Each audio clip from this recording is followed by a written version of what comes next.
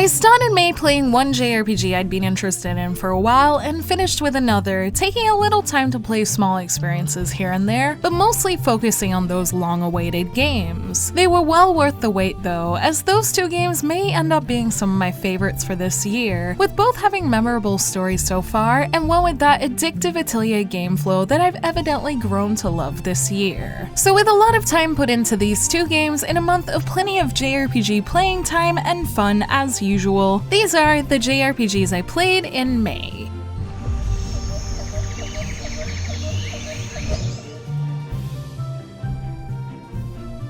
With all my Atelier-related content this year, it's probably no surprise that Atelier Lulua is my game of the month. Even before it was out in English, after finishing Zanki 0, I was already jumping into the Japanese version again because I like its game flow so much. So to have finally gotten halfway into the English version in May was a lot of fun, and I've really enjoyed discovering this system and its world more as I play it in English. There's so much to love about this game for me, from seeing my favorite Arland characters again to unlocking events with new ones. And with a giant map of places old and new, there's so much to do in it that'll keep me busy for a while, especially since I find unlocking things in the alchemy riddle book pretty addictive too. As a Switch game, it feels just as addictive as some of my other favorite experiences on the console too, with so many things to do and unlock that are easy to do in small parts. So with how much I enjoy its questing systems and seeing its many events by visiting characters on the map in my free time, I have a feeling I'll be playing more of this and the rest of the Arland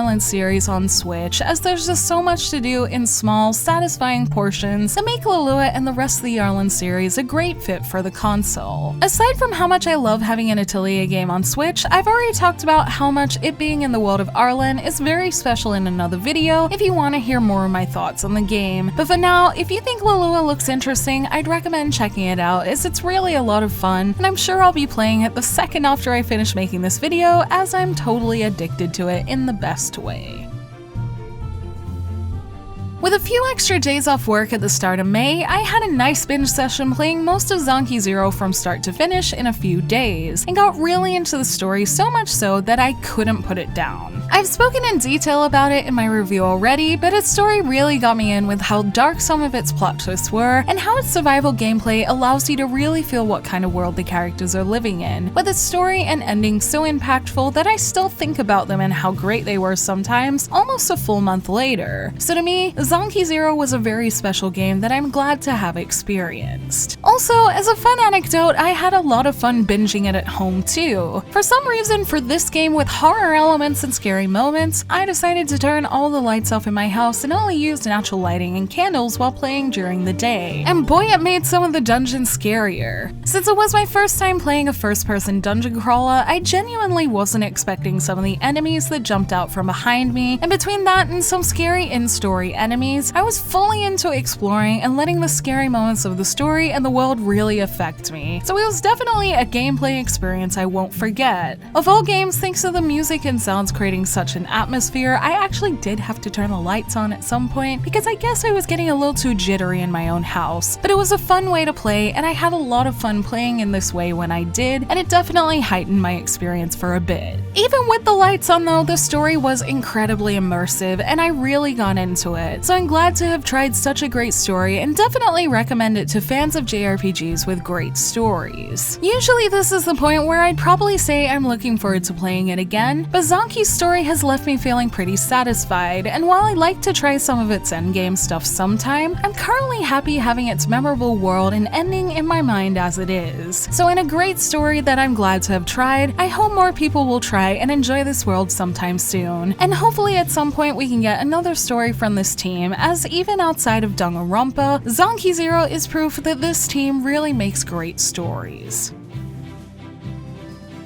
By the end of it, getting to know the complex town-building mechanics of Nelke and the legendary Alchemist was a hard but satisfying experience. So when I had the itch to get back to it last month, I took a little bit of time to get back to my Japanese playthrough that's at the start of the game to try everything I've learned without post-game benefits. While it was nice to jump in again, since it was in Japanese, I didn't get that far in. Atelier games like Atelier Lulua and the other main ones tend to use simpler language, whereas the focus on town building and Nelke being an aristocratic aristocrat make the characters talk in a more formal way with harder words that I'm not really good at in Nelke. So since my English version of it is off my PS4 at this point to make room for other things, I'll probably save coming back to this properly for when I have more time or better Japanese. Although I find Nelke fiddly and not totally polished at times, it does still have that Atelier thing where the idea of getting better at it really makes me want to come back to it. So hopefully I do, or hopefully they'll make a more polished version, as there is something about this imperfect game with a fun enough gameplay loop that has me wanting to try its systems again to see how quickly I can get through its campaign.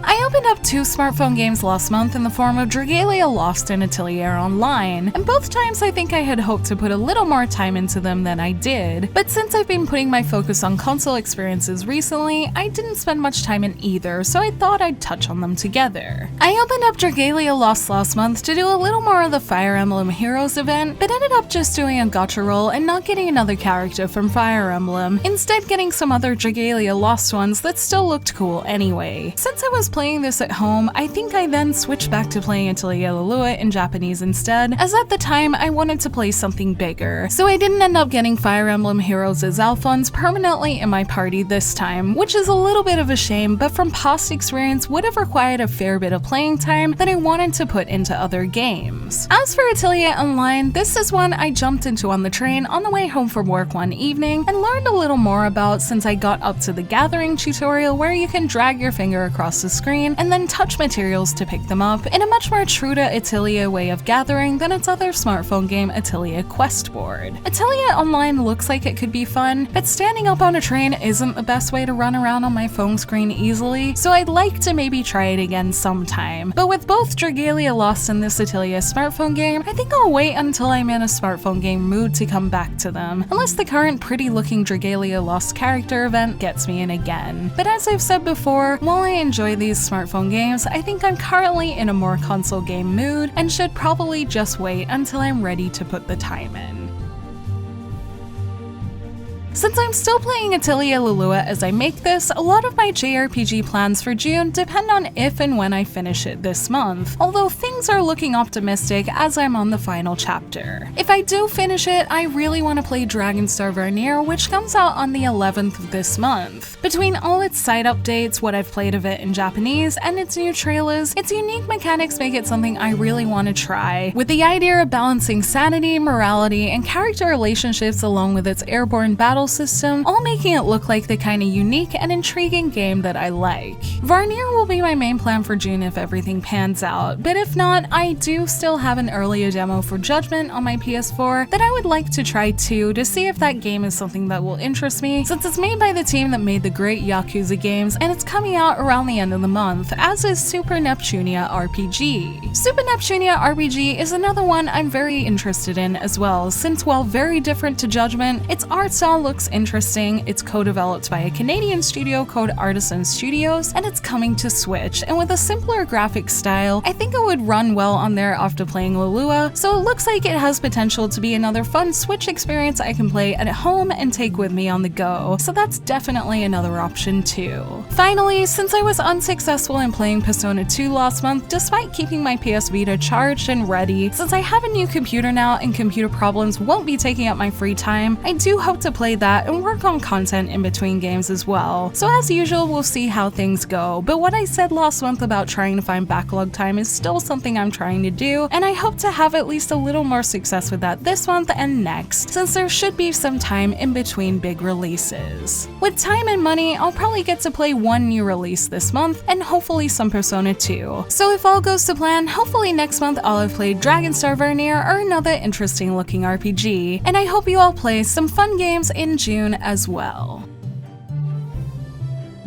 Thank you for watching this video. Let me know in the comments below what you played in May and what you plan to play this month. You can like and share this video if you enjoyed it, subscribe to my channel for more JRPG content like this, and ring that bell to get notifications on whenever I post so you don't miss a thing. You can check out more videos here, and you can find me on social media on Twitter, Facebook, and Instagram, all at JRPG Jungle. Links to those will be in the description below, along with everything I mentioned in this video. And until next time, thank you, bye!